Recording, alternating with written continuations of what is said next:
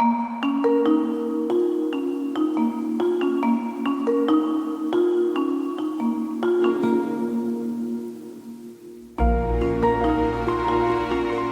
bem-vindos a mais um episódio do podcast O Mundo a Seus Pés, um programa semanal da secção internacional do Expresso que eu, Pedro Cordeiro, tenho o prazer de chefiar. Estamos a gravar na sexta-feira, 8 de maio, enquanto no Reino Unido se contam votos das eleições locais em partes de Inglaterra e também regionais na Escócia e no país de Gales. São, portanto, eleições diferentes, em alguns casos com escolha direta do Mayor, noutros casos com municípios governados coletivamente e ainda, como dizia, os parlamentos autónomos de dois dos países que compõem o Reino Unido. Há uma coisa comum a todas estas eleições, parece ser um castigo gigantesco ao governo do Partido Trabalhista, ou ao Partido Trabalhista, que por sua vez é o partido que está no governo nacional em Westminster. Para nos explicar e ajudar a perceber o que está a passar e contar-nos como está o mood para lá do Canal da Mancha, convidei a Francisca Ferreira Marques, que é a correspondente do Expresso em Londres e que está a seguir isto tudo com imensa atenção e tem escrito para nós sobre as agruras do primeiro-ministro Keir Starmer, que menos de 2 anos depois de uma maioria absoluta avassaladora parece estar prestes a ser empurrado para a porta de saída. Este episódio tem ainda os cuidados técnicos do Gustavo Carvalho. Sem mais, vamos avançar para perceber o que se passa. Olá, sou Tony Gonçalves, sou português, vivo nos Estados Unidos desde os 4 anos e tenho um podcast, The Heart and Hustle of Portugal. Converso com quem está a levar Portugal mais longe, empreendedores, artistas, sonhadores. É o primeiro podcast em inglês do Expresso feito com paixão nacional. Ouça todas as semanas em expresso.pt ou na sua app de podcasts. Vamos, let's go! Olá, Francisca. Olá, Pedro. E então, como é que está não vou perguntar o tempo, mas há nuvens em Downing Street? Olha, o tempo está condizente com o mood em Downing Street, está cinzento hoje e a previsão para Keir Starmer também é cinzenta. Ele hoje de manhã, ainda passava pouco das 8 horas da manhã e ele já falava, acho que numa tentativa de controlar a narrativa eleitoral ainda havia muitos votos por contar, não tínhamos quase resultados nenhuns ainda, mas ele surgiu de imediato a dizer que não se demite. Admitiu que os resultados vão ser provavelmente maus, que os que já sabiam eram maus e que não havia maneira de fugir à responsabilidade, assumiu essa responsabilidade ele próprio, mas sem dúvida que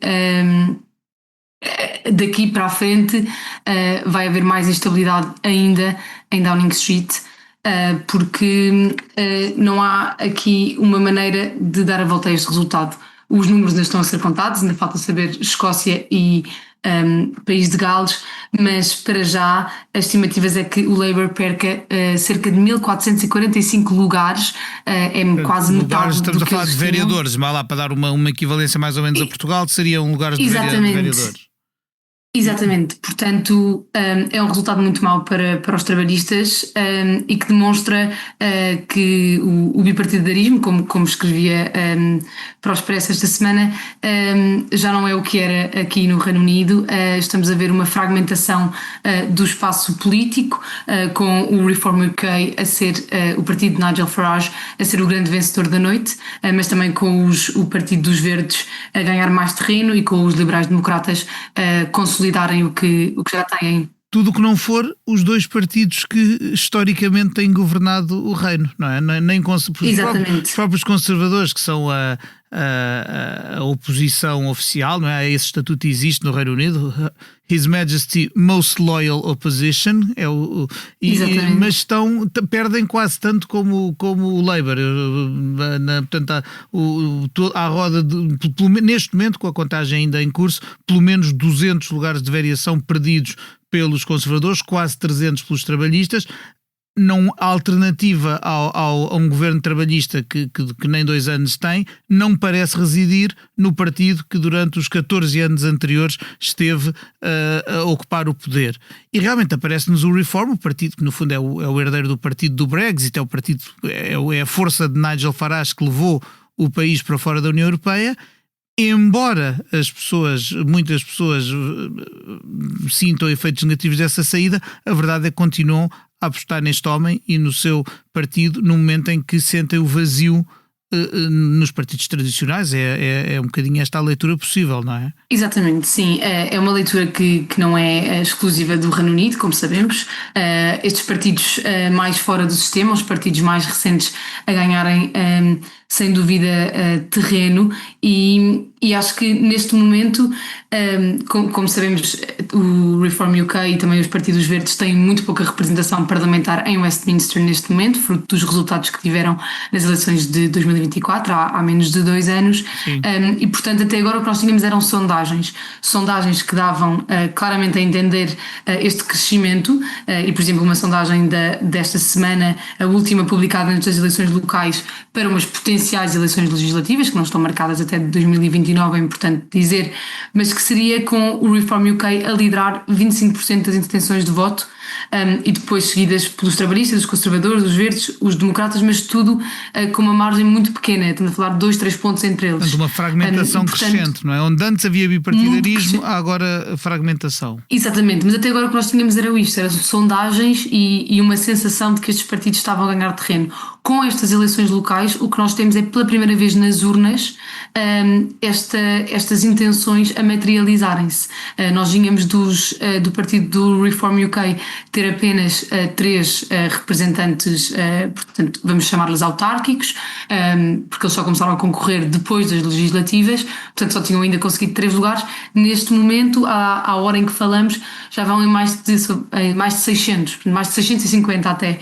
Portanto, é aqui uma ascensão meteórica a nível de representação no país, e uma representação que está espalhada por todo o reino, e portanto e isso demonstra que a expressão que o partido tinha está claramente a crescer, e o que parecia se calhar impossível há 1 ou 2 anos de ter Nigel Farage como primeiro-ministro do Reino Unido parece uma hipótese cada vez mais sólida e mais possível. Sim, por cima essa hipótese é corroborada pelas sondagens, porque se até agora o Reino Unido tem aquele sistema do chamado First Past the Post, para recordar os nossos ouvintes, quando se elege o Parlamento do Reino Unido, a Câmara dos Comuns, há 650 lugares e eles são disputados individualmente, em círculos uninominais, o que, em teoria, dificulta a vida a partidos que não os 2 grandes partidos, ou aqueles que têm uma implantação regional muito concentrada, como os nacionalistas galeses ou escoceses nos seus respectivos feudos. Mas a verdade é que mesmo agora há sondagens que já usam uma técnica para apurar, para ter em conta esse sistema eleitoral, e elas voltam a dar, de facto, o Reform, mesmo estas, não só em percentagem de voto, como em potencial número de deputados eleitos. O Reform é a última destas sondagens, portanto, chamam-se as sondagens com o sistema MRP, que é uma técnica de distribuição. Eles aparecem, de facto, como o partido mais votado e com o maior número de deputados, mais do dobro do Partido Trabalhista, que, como eu dizia, ainda há menos de 2 anos ganhou uma maioria gigante em Westminster, com mais de 400 deputados destes 650. O que é que leva, ou seja, já se percebeu que o governo e Keir Starmer em particular são um ativo tóxico e que provavelmente há muito bom candidato que tem resultados abaixo se calhar do que o próprio merecia, ou do apreço que o povo localmente lhe teria, porque a repulsa pelo governo central é enorme. O que é que fez em tão pouco tempo, menos de 2 anos, Keir Starmer tornar-se um vencedor esmagador de umas eleições a alguém que toda a gente parece querer ver pelas costas? É engraçado porque quando nós escrevemos o perfil de Keir Starmer a propósito das eleições há 2 anos, na altura falámos com várias pessoas próximas dele e que nos diziam que apesar da vitória esmagadora, o entusiasmo que se sentia nas ruas e mesmo nos eleitores era muito diferente do resultado que acabou por conquistar. E até me lembro, agora não tenho aqui o artigo comigo, mas até penso que a parte final do artigo dizia qualquer coisa como vamos ver se Keir Starmer é o primeiro-ministro para 10 anos, que é chamemos assim uma tradição quase no Reino Unido. A maior parte dos partidos que conseguem, portanto, quando os conservadores roubam, digamos assim, Westminster aos trabalhistas, depois ficam por mais do que um mandato de 5 anos. E a questão final do artigo era: será que ele vai ser um primeiro-ministro para 10 anos ou será que vai ser o primeiro-ministro de transição entre 14 anos de Tories e o líder Nigel Farage? E portanto, mesmo há 2 anos, mesmo com a vitória que ele conquistou, esta sombra já existia. Eu acho que o que se tem confirmado é que a sombra efetivamente se mantém por aqui e Keir Starmer não tem conseguido entusiasmar os eleitores e mesmo o próprio partido. E eu acho que, para além da falta, chamemos-lhe assim, de algum carisma político, eu acho que a falta de jogo de cintura político se tem provado muito custoso também. Eu acho que o caso de Peter Mandelson acaba por ser o exemplo disso. A mensagem muito forte dos trabalhistas era que vinham para mudar o paradigma que tinha sido, de certa maneira, imposto pelos conservadores, de alguma promiscuidade na política. Sobretudo durante o tempo do Boris Johnson, não é? Exatamente, e portanto esta ideia de uma constante suspeição para com os decisores políticos. E depois, digamos assim, na primeira oportunidade que Keir Starmer teve de mostrar que era diferente, que era algo que muitas pessoas próximas dele nos diziam que ele ia impor, salientavam muito o facto de ele ser um homem de serviço, do serviço Sim. público, do caráter. Exatamente, até o lado aborrecido parecia positivo, no sentido em que deixava Exatamente. as porcarias dos anteriores, não é? Era isso mesmo, portanto parecia que essa parte, ou seja, as pessoas estavam dispostas a abdicar de se calhar essa parte mais carismática para ter um líder que privilegiasse digamos a moral, digamos assim. E depois na primeira oportunidade que Keir Starmer teve de mostrar isso, que foi o caso de Peter Mandelson, acabou por ceder, seja porque foi mal aconselhado ou por outras razões. O que é certo é que já era óbvio para toda a gente que Peter Mandelson estava extremamente próximo de Jeffrey Epstein, portanto era uma coisa, tinha uma rede de pedofilia, exatamente, era óbvio para toda a gente, já vários trabalhos jornalísticos. Era uma bomba à espera de rebentar. Nós, tu e eu, que não somos candidatos a primeiros-ministros do Reino Unido, julgo que não tocaríamos em Peter Mandelson nem com uma vara de 7 metros. Exatamente, e portanto acaba por ser difícil para Keir Starmer manter essa imagem, e acho que é um dos casos que o tem desgastado mais. Claro que junto a isto há fatores mais macro, a instabilidade global em que vivemos, obviamente que afeta o custo de vida das pessoas, temas que não estão tão relacionados, mas que as pessoas também sentem que o governo não tem sido capaz de as proteger, não tem sido capaz de melhorar o seu estilo de vida, seja no acesso aos serviços públicos, seja nos encargos que têm. E por último, a questão da imigração continua a ser muito central no Reino Unido. Vê-se isso tanto para um lado, seja para os partidos verdes, que defendem uma abordagem que eles consideram mais humanista, ao tema da imigração, e que se calhar sentem que Keir Starmer não tem sido tão à esquerda como poderia-se imaginar, e por outro lado o Reform UK a capitalizar muito essa insatisfação numa altura em que os serviços públicos estão muito pressionados e que portanto as pessoas têm uma tendência muito grande para então olhar para as pessoas que vieram de fora, que estão a usar os nossos serviços, que estão a ser mais um problema para as nossas comunidades, e tem capitalizado muito aí. Portanto, o que eu sinto é que há um esvaziar do capital político dos trabalhistas, tanto à direita como à esquerda, e portanto há claramente aqui como alguns têm dito hoje, um fim do bipartidarismo. Nigel Farage disse isso no seu discurso, Zach Palansky disse isso no seu discurso, que há aqui uma mudança de paradigma iniciada ou confirmada hoje nestas eleições locais, que vamos ver como é que evoluem até às próximas eleições gerais, que para já continuam só a ser esperadas em 2029. Continuando ainda com Starmer, mas agora pensando nele e na relação com o partido, se por um lado foi o homem que conduziu o Labour depois de a Downing Street, depois de uma longa travessia do deserto de 14 anos, por outro lado, neste momento já se percebeu que é uma bola de ferro atada ao pé de qualquer candidato que concorra por aquele partido. Nós sabemos também que no Reino Unido muitas vezes é mais fácil um primeiro-ministro sair defenestrado pelos seus do que vencido pela oposição. Nós vimos como durante os 14 anos de governo dos Tories houve 5 primeiros-ministros: Cameron, May, Boris Johnson, Liz Truss, que quase que eu fiquei nem desse por ela, e finalmente o Rishi Sunak já como coveiro, mas é possível que o Labour se vire contra. Nós temos, já há vozes a dizê-lo abertamente, e já havia antes destas eleições, e neste momento reforçam-se, aparecem mais pessoas a apontar a porta de saída, ou pelo menos a pedir um calendário para uma saída voluntária de Starmer, que dê tempo, julgo eu, que também é essa a ideia de outro líder se afirmar até umas legislativas que, como tu dizias, não precisam de acontecer até 2029, e que a oposição não tem grandes instrumentos que permitam provocar. O que é que vai acontecer? É o partido que o vai mandar embora depois destes resultados? É o suficiente? Ou o que é que joga a favor e contra de uma golpada interna que manda embora Starmer?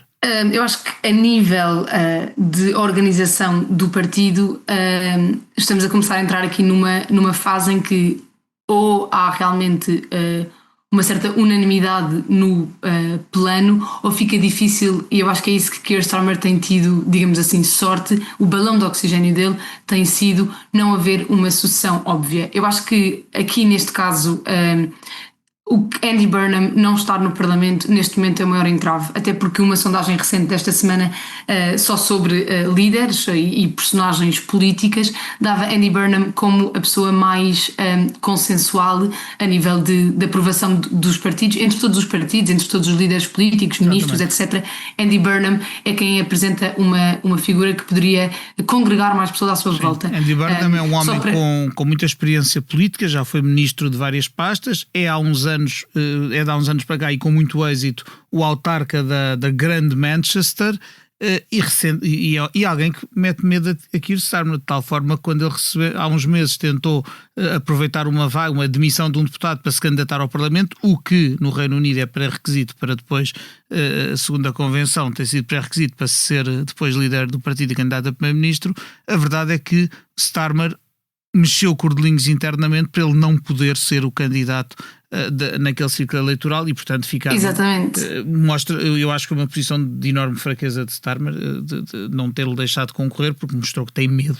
E Burnham é de facto alguém por quem muitos trabalhistas anseiam. Eu julgo que eu não vejo, tu dir-me-ás se concordas, eu não vejo na esfera trabalhista outro com a mesma com o mesmo brilho que Andy Burnham, ou com a mesma estrelinha, digamos assim, por já estar também na cabeça dos militantes, para eventualmente suceder a Starmer.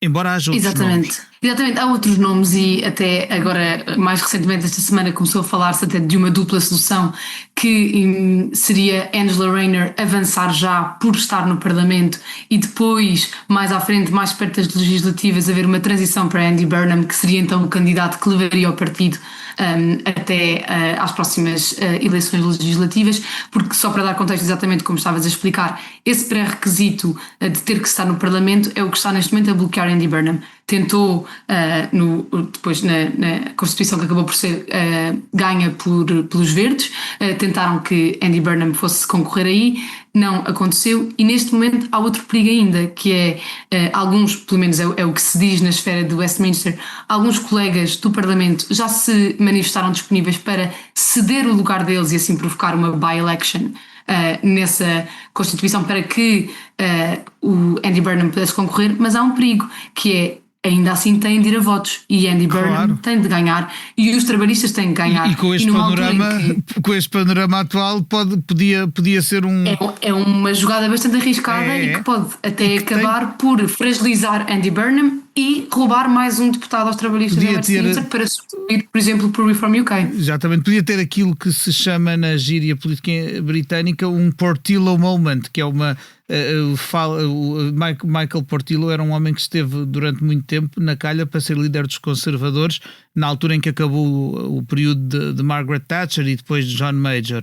Acontece que numas eleições legislativas em que ele era candidato a um lugar e supostamente ia ganhar, perdeu e com isso a sua carreira política morreu. E de facto Burnham podia arriscar-se a isto. Porque eu acho que os outros nomes que se falam, Angela Rayner, que foi vice-primeira-ministra e que seria a primeira mulher a chefiar o Labour, é um partido progressista que nunca teve uma mulher à frente, é de lamentar, não é o único, cá em Portugal também os temos.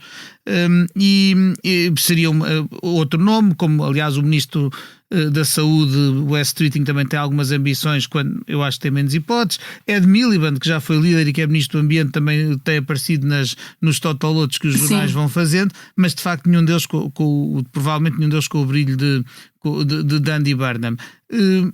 Talvez jogue a favor de Starmer de facto essa ausência de um rival claro e em condições, falando de ter lugar em Westminster, na Câmara dos Comuns, talvez isso jogue a favor dele, mas se lhe der tempo, o que é que ele pode fazer com esse tempo? Uma das pessoas com quem falava, um académico da Universidade de Manchester, Andrew Westwood, que também já assessorou vários governos e a Câmara dos Lordes, dizia-nos que este pode acabar por ser um momento de viragem. Claro que Starmer já tem feito muitos destes nos últimos meses, momentos em que ele vai voltar a reiterar a sua visão para o país e tentar fazer aqui um momento de reset na comunicação com o país. E o que Andrew Westwood me dizia era que há a possibilidade dele perceber que tem que se tornar mais firme e mais... com mais horizonte e mais exigente com o seu governo e com as propostas que são apresentadas, e que portanto este pode ser um momento em que ele apresenta mais investimento para o país, em que joga mais com as causas que preocupam mais as pessoas. Eu acho que a dificuldade aqui é que eu não sei se neste momento, com esta dispersão partidária que se vê, é fácil para o Primeiro-Ministro identificar o caminho, porque eu acho que vai haver quem no seu círculo político lhe diga a imigração é um tema central, deviam era apostar nisto, mas nisto, tal como noutros países, incluindo em Portugal, muitas vezes o que depois se percebe é que as pessoas preferem o original à cópia, e portanto se há um partido que já fez do tema da imigração a sua bandeira, vir outro tentar usar alguma das mesmas medidas ou de alguma das mesmas bandeiras não cai tão bem com o eleitorado. E depois ao mesmo tempo há aqui uma data de assuntos mais internacionais que têm tido consequências muito palpáveis na comunidade britânica, como por exemplo os ataques que tivemos a duas pessoas, a dois judeus, em plena luz do dia em Golders Green há cerca de uma semana, ataques antissemitas com dificuldade de depois se perceber exatamente de onde é que estes fenómenos começam, de onde é que surgem. São temas muito sensíveis e delicados que eu acho que não vai ser fácil para Keir Starmer unir as pessoas nesta fase em relação a isso. Portanto, eu acho que esta pode ser uma oportunidade para que ele reorganize as prioridades e tente ser mais aspiracional na sua comunicação, mas para já é difícil ver como é que isso poderá acontecer. E eu acho que mesmo com outro líder, eu não sei se para já é possível inverter esta queda dos partidos a que estamos habituados no Reino Unido, dos trabalhistas e dos conservadores. Pois, entretanto, também mesmo em termos de dar nova dinâmica ao governo, também já não deve ser fácil recrutar, por exemplo, para uma putativa remodelação ou assim, que não, quem é que é ser ministro de um barco que se está a afundar, não é? Eu gostava que olhássemos também um bocadinho para a Escócia e o país de Gales, embora ainda tenhamos muito poucos resultados. Aliás, eu pelo que vejo aqui nos jornais britânicos ainda não há resultados oficiais nenhuns há alguns resultados do país de Gales, sim, mas são muitíssimo poucos, não é? Temos mas já são conclusões. Mesmo assim já são provavelmente um pronúncio do que aí vem, porque temos o Partido Nacionalista Galês e o Reform do Nigel Farage, portanto a direita populista, ali neste momento à frente, ainda é muito incipiente ainda, mas à frente da contagem, e é de facto o que as sondagens dizem. O que eu acho extraordinário também, é mais um sintoma do que se está a passar, é que o Partido Trabalhista governa o país de Gales, portanto em termos do governo autónomo, do governo regional, desde que há autonomia, desde os anos 90, quando foi criado o Parlamento galês. Seguramente, é quase certo que vai perder o poder desta vez e arrisca-se a ficar em terceiro lugar, atrás dos nacionalistas, que ganhariam, segundo as sondagens, e do Reform, que passa à frente. Na Escócia, os nacionalistas independentistas escoceses, que estão no poder desde 2007, portanto há quase 20 anos, e que promoveram o referendo à independência em 2014 e querem outro, também vão ganhar. Não se sabe se vão ter maioria absoluta, não é muito fácil, ou se somam maioria absoluta com os verdes escoceses, que são diferentes dos ingleses e são pró-independência. Portanto, pode estar na calha um novo referendo. E de novo, o segundo partido na Escócia também possivelmente será o Reform e não o Labour. Portanto, é o que ainda mostra o partido que promoveu a autonomia dos países que constituem o Reino Unido, a ser também, portanto, por eles castigado, mesmo em eleições de foro regional, em que Keir Starmer não é ou não devia ser um protagonista. Achas que isto pode de facto trazer uma pulsão nacionalista acrescida na Escócia, e que, uma vez que também entretanto já passaram mais de 10 anos sobre o referendo em que o não à independência venceu por 55-45%, é possível que isto faça de novo fôlego a essas pulsões separatistas lá para o norte? O próprio líder dos nacionalistas pôs um número muito concreto, disse que se conquistarem mais do que 65 membros do Parlamento, então que vão forçar ou vão convocar um referendo, ou seja, vão forçar que o Westminster autorize, porque o Westminster tem que autorizar este referendo, é importante ressalvar, mas que sentem que a legitimidade deles está reforçada para então pedir um referendo em 2028 novamente sobre a questão da independência. E, portanto, vamos ver como é que são os resultados. Parece que pode haver ali alguma mudança para o Reform UK que não permita chegar a este resultado, mas acho que é inevitável que isto volte a surgir, e acho que sobretudo contagiado pelo país de Gales, porque se nós efetivamente tivermos o país de Gales a ser liderado, como as sondagens indicam, a ter uma maioria de nacionalistas também no país de Gales pela primeira vez, a coesão do reino vai voltar a surgir. Como lembravas há pouco, o resultado do referendo, que foi agora há 10 anos, foi muito próximo, não encerrou a questão, apesar de ter sido esse o objetivo de ambos os lados que acordaram em fazê-lo, não é?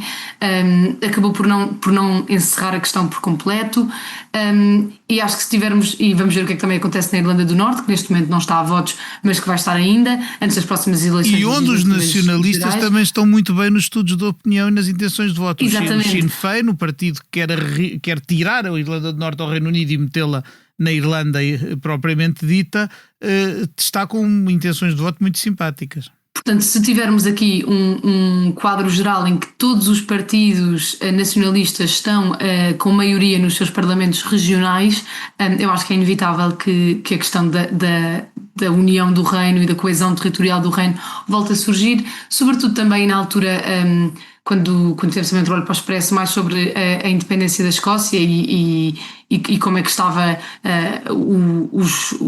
a opinião das pessoas alguns anos após o referendo. O que também percebemos foi que a saída da União Europeia, portanto o Brexit, veio ainda mais aumentar a vontade da independência para que então possam tentar voltar a integrar o espaço europeu comum, e portanto tudo isto vão ser conversas que vão ter que ser tidas, e que acho que era a última coisa que Keir Starmer queria ter que lidar quando já tem tanta coisa. Em cima disto tudo, ser o primeiro-ministro do fim do reino seria muito cruel, de facto. Sim, eu acho que todas estas alturas em que também o custo de vida afeta as pessoas, estas questões da coesão social, tudo isso são alturas também muito propícias a que esta questão das independências voltem a surgir, e portanto acho que vai ser um tema para continuarmos a acompanhar nos próximos meses e nos próximos anos. Muito bem, e com isto estamos aqui a tocar a meia hora e vamos iniciar as despedidas. Aquela pergunta que eu gosto de fazer aos convidados todos e que tu já respondeste umas vezes, vamos ver para onde é que te leva a imaginação hoje. Francisca, se pudesses viajar agora para qualquer parte do mundo à tua escolha, para fazeres tudo o que te apetecesse, para onde é que ias e porquê? Eu acho que agora iria para o Brasil. É um país que eu tenho muita curiosidade em conhecer, onde nunca fui, e que me tem chamado muita atenção também nos últimos tempos. E que estou com muita curiosidade de conhecer, portanto acho que hoje era o Brasil. Muito bem, e percebo com o clima britânico de ainda mais vontade de ir para o Brasil. Eu, apesar de estar em paragens um bocadinho mais quentes, também iria de bom grado ao Brasil agora se tivesse ocasião. Não tendo, fico por aqui e agradeço-te a tua participação neste podcast. Agradeço a edição técnica do Gustavo Carvalho e agradeço também, claro, aos nossos ouvintes, que são quem faz, são a razão de ser do Mundo a Seus Pés, que volta para a semana com outros protagonistas, outros assuntos. Até lá, até breve e até sempre.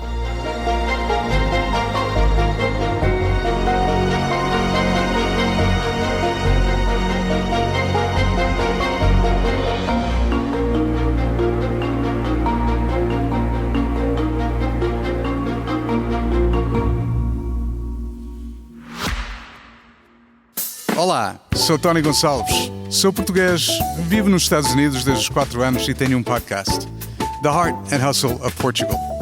Converso com quem está a levar Portugal mais longe, empreendedores, artistas, sonhadores. É o primeiro podcast em inglês do Expresso feito com paixão nacional. Ouça todas as semanas em expresso.pt ou na sua app de podcasts. Vamos, let's go!